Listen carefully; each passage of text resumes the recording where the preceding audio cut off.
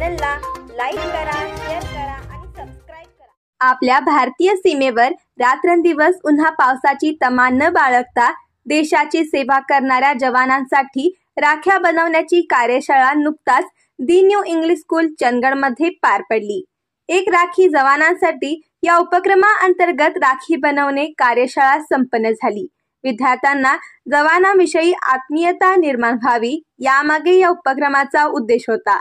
मुलांनी स्वतः आपल्या कल्पनेतून शेकडो राख्या बनवल्या व त्या जवानांसाठी पाठवल्या, ज्यांच्यामुळे आपण सुखाची झोप घेतो अशा जवानांची दखल या निमित्ताने विद्यार्थ्यांनी घेतली। विद्यार्थी दशेतच अशा उपक्रमातून मुलावर संस्कार करणे काळाची गरज आहे, असे मुख्याध्यापक एन.डी. देवळे म्हणाले। विद्यालयाच्या राज्यस्तरीय मार्गदर्शिका उपक्रम शिक्षिका पुष्पा सुतार यांच्या संकल्पनेतून ही कार्यशाळा मुख्याध्यापक देवळे यांच्या मार्गदर्शनाखाली पार पडली।